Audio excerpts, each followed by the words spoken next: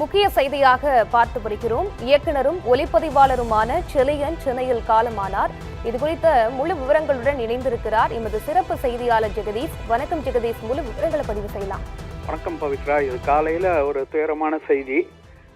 மிகவும் ஒரு சிறந்த தரம் வாய்ந்த ஒளிப்பதிவாளராகவும் இயக்குனராகவும் திரைப்பட விமர்சகராகவும் மிகவும் புகழ்பெற்று இளைஞர்களை மிகவும் உந்து சக்தியாக இயக்கி கொண்டிருந்த ஒளிப்பதிவாளரும் இயக்குனருமான இரா செலியன் காலமானார் என்ற செய்தி நம்ப முடியாத செய்தியாக இருக்கிறது. அண்மையில் பாரதி ராஜா, பாக்யராஜ் போன்ற பிரபலங்கள் மறைந்த பிறகு திரைப்படத்துறையை ஒரு சோகம் சூழ்ந்துள்ளது. இதில் இன்னொரு இழப்பாக இன்று காலை இந்த செய்தி வெளியாகியுள்ளது.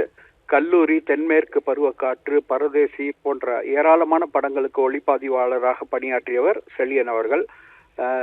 ஒரு வார இதழில் தொடராக உலக சினிமாவை பற்றி கட்டுரைகள் தொடர்ச்சியாக எழுதி வந்தார். அதன் 2ஆம் பாகமும் வெளியானது. 2 புத்தகங்களும் உலக சினிமாவை பயில விரும்பும் மாணவர்களுக்கு ஒரு டெக்ஸ்ட் புக் என்று சொல்லும் அளவுக்கு மிகவும் பிரசித்தி பெற்றுள்ளது. மிக சிறந்த படங்களை பற்றி தனது நுணுக்கமான பார்வையால், ஒரு கேமரா கண்களால் அந்த புத்தகங்களில் உள்ள அந்த படங்களில் உள்ள ஆக்கப்பூர்வமான விஷயங்களை அவர் படம் பிடித்து காட்டியிருப்பார். தொடர்ந்து சினிமாவை மூச்சு காற்றாக சுவாசித்து இயங்கி வரும் மிகச்சில ஒளிப்பதிவாளர்கள், இயக்குநர்கள் வரிசையில் செலியனும் ஒருவர்.